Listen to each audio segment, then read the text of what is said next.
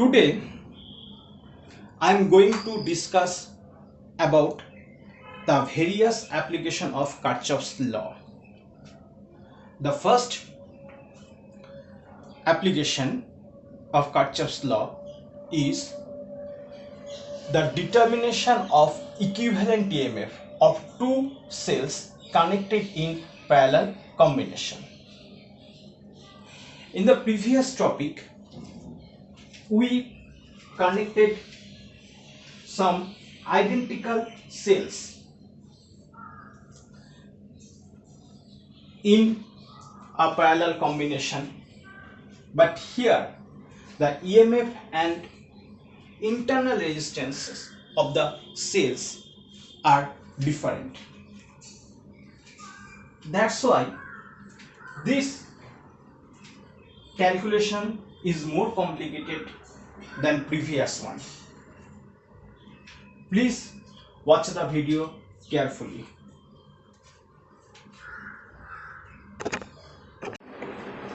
In this circuit, two cells having EMF E1 and E2 are connected parallelly. Small r1 and small r2 are the internal resistances. I1 and I2 are the current produced by the two cells respectively. I is the main current passing through the circuit capital R. Here, positive poles are connected at the same point, that is at the point A, and negative poles of the term cells are connected at the same point, that is at the point D. EF is the line or of the first cell and GH is the line of the second cell. Therefore, EFGH forms a closed loop. ABCD EF is also a closed loop. ABCDEFA, this is a closed loop, and similarly ABCDHGA is also a closed loop. Now we are to find out the equivalent resistance of this circuit and the equivalent internal resistance of this circuit. At the point A, at the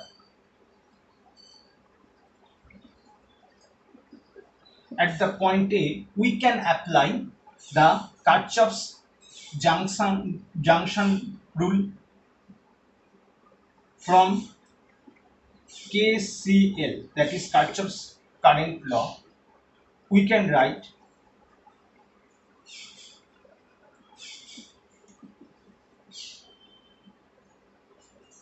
I is equal to I1 plus I2. This is equation number 1. Because at the junction A, current I passing emits from the point A, and I1 and I2 enters at the point A. That's why I is equal to I1 plus I2. This is equation number 1.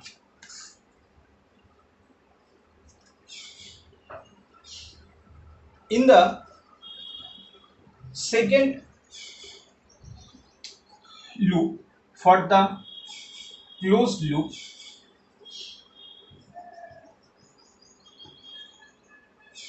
A, B, C, D, E, F, A. A, B, C, D, E, F, A.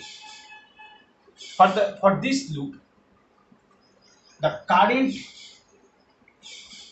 passing in anti-clockwise direction and EMF also in anti-clockwise direction. That's why we can write I into R, capital R, I into capital R, plus I1 into small r1. This is equal to E1. This is equation number 2. And for the closed loop,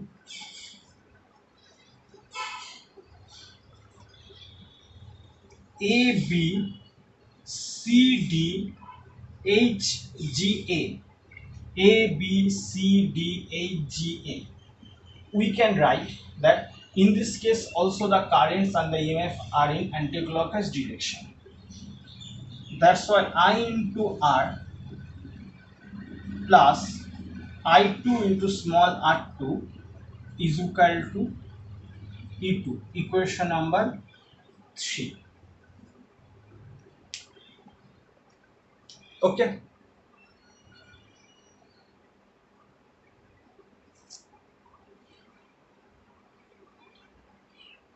Now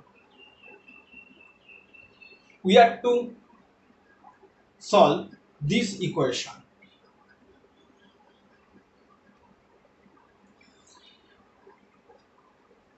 Another equation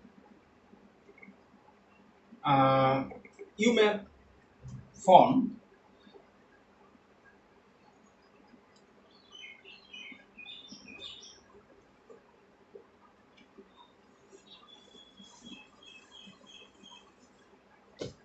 and for the closed loop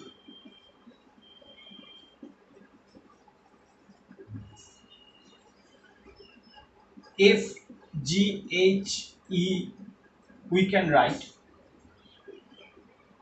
that I1 R1 minus, this is plus, anti-clockwise direction is plus, that's why I2 is negative. I2 R2 is equal to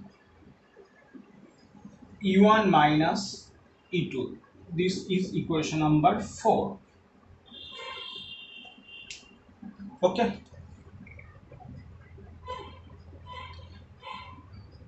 Now we have to find out the value of I by solving this equation. Now we have these three equations. Equation number 1, equation number 1, 2 and 3. The matrix of these equations are 1, minus 1, 1, R, R1, 0, capital R, 0, R2, and the variables are I, I1, I2, and the constants are 0, I1 and E2. Now solving by matrix method, we can write, by solving matrix method we can get capital I is equal to E1 R2 plus E2 R1 whole divided by R1 R2 plus capital R whole into R1 plus R2. Dividing numerator and denominator by R1 plus R2, we can get E1 R2 plus E2 R1 whole divided by R1 plus R2 whole divided by capital R plus R1 R2 by R1 plus R2.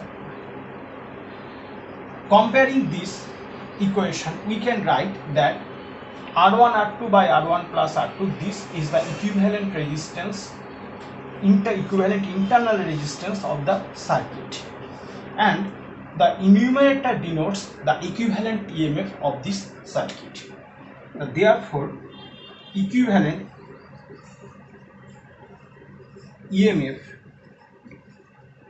of this circuit is epsilon. Now epsilon is equal to equivalent EMF, epsilon is equal to capital E1 R2 plus capital E2 R1 by R1 plus R2, and equivalent internal resistance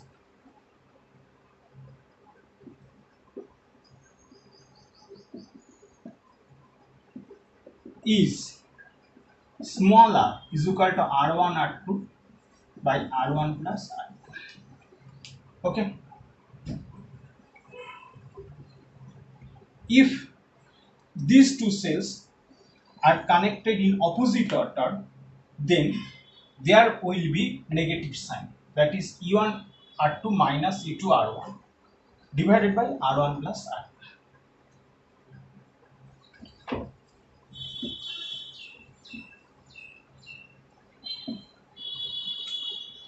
If